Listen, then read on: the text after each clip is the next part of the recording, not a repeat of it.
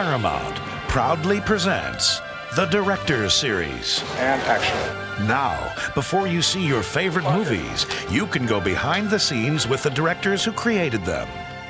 Sometimes you have to lose what you think is perhaps your best scene, because within the framework of the whole movie, you don't need it. Adrian Lyne delivers you the secretly guarded original ending to his thriller Fatal Attraction. I'm going to show you the other ending, and you can be the judge. Tell him what's happened and that I need Gallagher, it. let's keep it really high. Has happened. Alex Forrest is dead. I'm sorry, your husband's under arrest. Leonard Nimoy goes where no director has gone before to bring you those incredible whale sequences in Star Trek IV, The Voyage Home.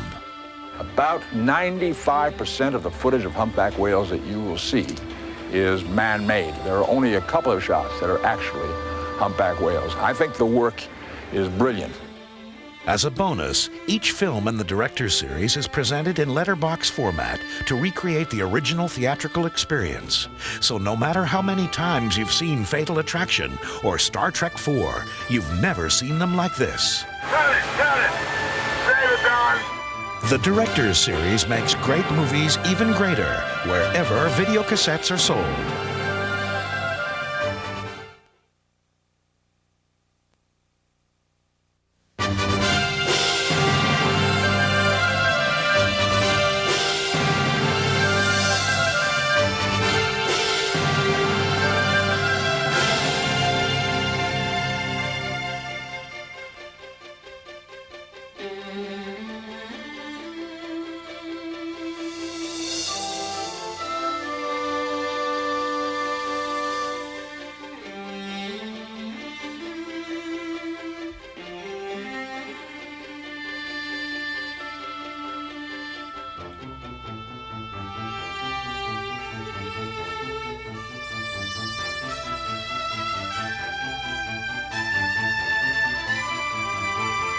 Here in the Paramount Director Series is Leonard Nimoy on directing and Star Trek IV, The Voyage Home. Captain's log, stardate 8390.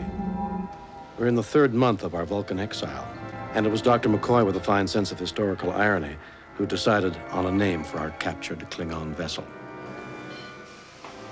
And like those mutineers of 500 years ago, we too have a hard choice to make. Can't go that way.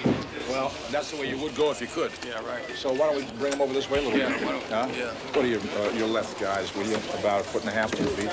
Yeah, something like that. Huh? Not bad. Yeah. Okay. All right. Can you see the look, please? Yeah.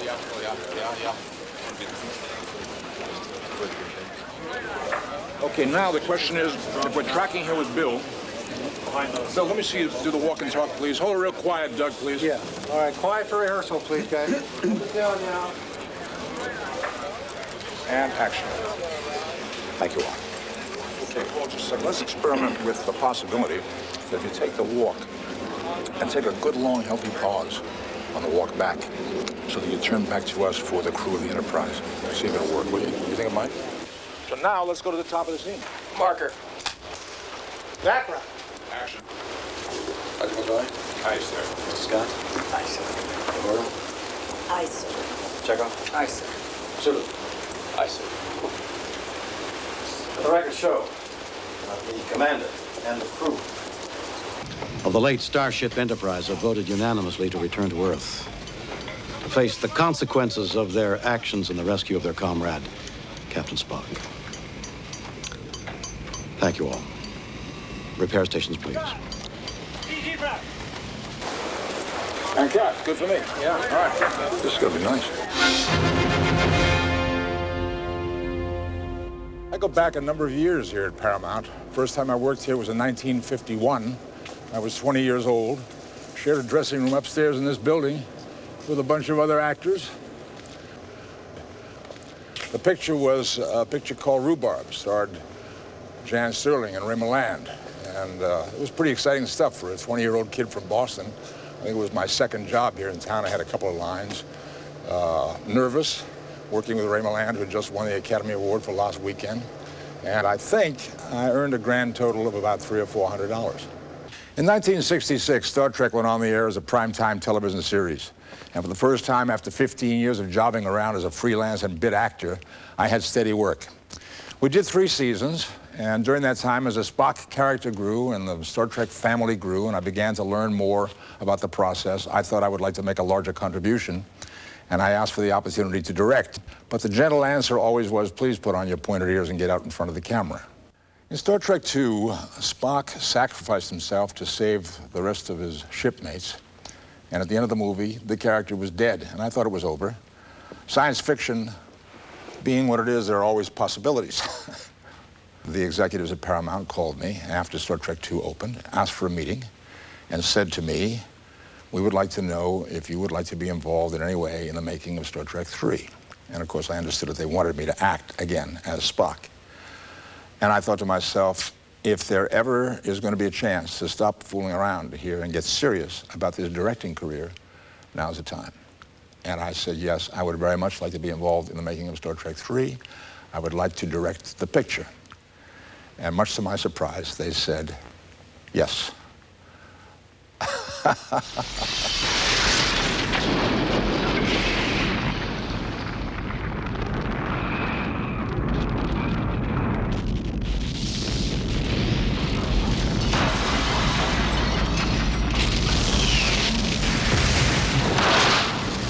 It's a very complicated art form, probably the most complex there is.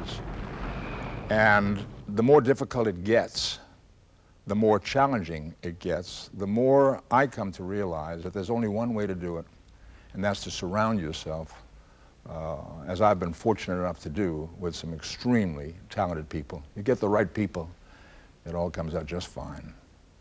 From the time we finished making the Star Trek series in 1968 to the time we made the first Star Trek motion picture, 1979, 11 years had passed, and it took a little time for us to figure out exactly how to do these things. The feeling at first was that television is television, and you can do a certain kind of show and have a certain kind of good time and so forth, but we're going to make movies now. They're going to be big and serious and important, and I think perhaps we took ourselves a bit too seriously. Looking back over the films that we've done now, I think it took us a little time to kind of figure out how to begin to enjoy ourselves. And as each film progressed, I think we learned a little bit more about what we could do in these movies and what the audience would look forward to and enjoy the most in these movies.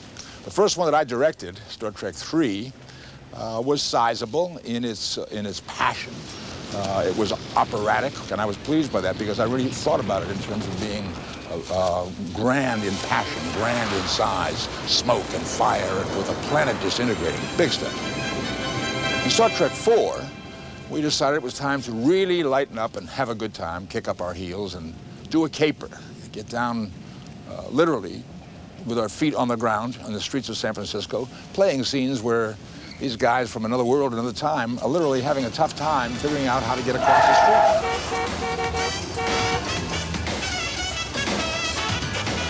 Preparing Star Trek IV, it became obvious that we needed control of a large body of water where we could have large special effects sections of whales coming along the surface of the water and diving down into the water and disappearing.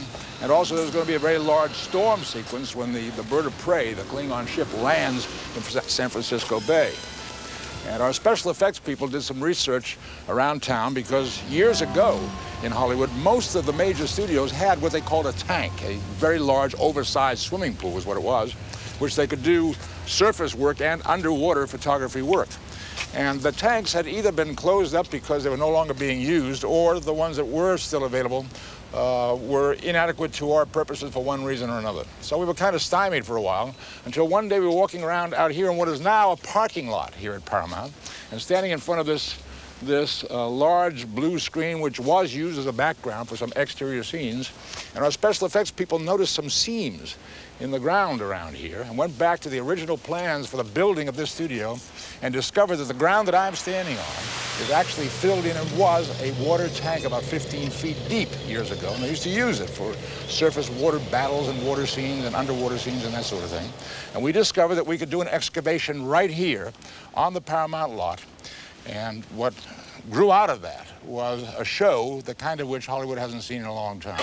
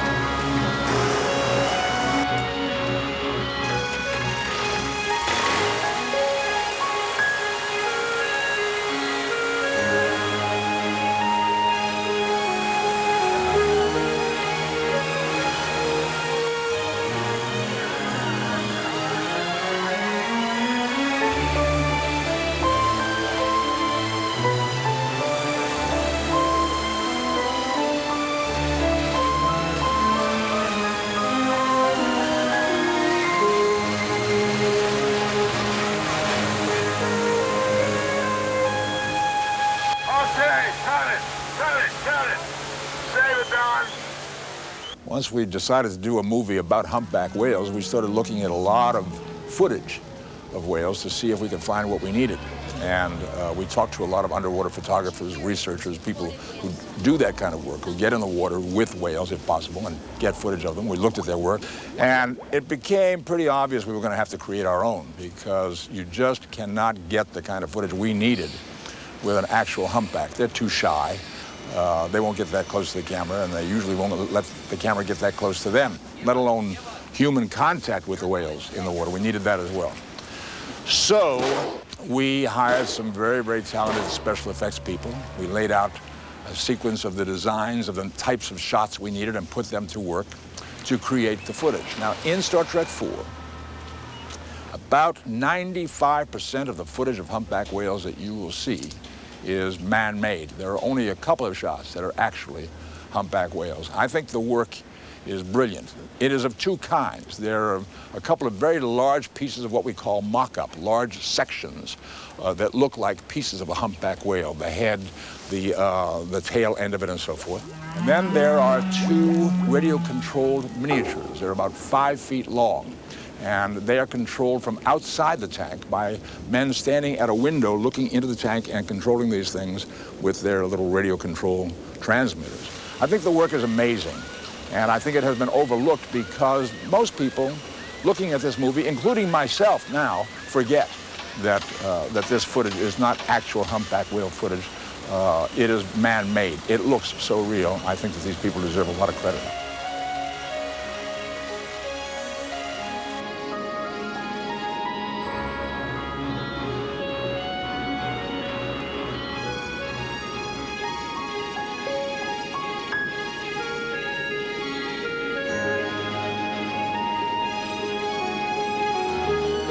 Preparing the story for Star Trek IV, I spent some time with some great scientific minds around the country, and I had some wonderful times with them. To hear these people talk about their concerns for the future of the planet, what they're interested in, what they're watching for, I began to become aware that there was one common concern amongst them all, and that has to do with the ecological system on this planet, the fact that we are losing thousands of species per year. And I began to see it as a kind of a house of cards, this ecological system on this planet of ours, where if you build a house of cards, you could take a card away and the house might stand up. You might take another card away and the house might continue to stand, and so forth, until you reach the point where you pull what is known as a keystone card. You pull that card and the whole thing begins to collapse. And we might someday reach that point where one of these species becomes a keystone and the ecological system starts to come undone. And this led to the idea of us coming back in time to the 20th century to try to recapture, to try to revitalize a species that had been lost in the 23rd century and was causing a problem. When we struck upon the idea of the whales being endangered and the size of them, the magic of them, and the mystery of their song, the whale's song, which we know about but don't really quite understand, it seemed like we had found a wonderful vehicle for telling this story in Star Trek IV.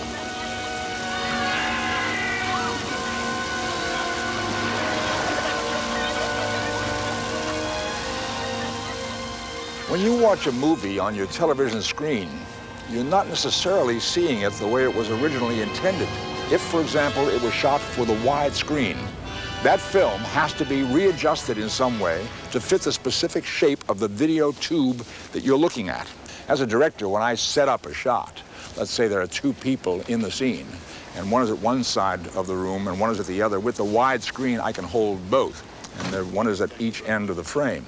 When that shot is condensed to fit on your TV tube, chances are the camera cannot hold both of those actors at the same time. So a choice is made usually to be on the one who's talking and then move across the room with the camera to get to the other one when that person is talking, and not being able to hold both, you can't see the reaction from side to side.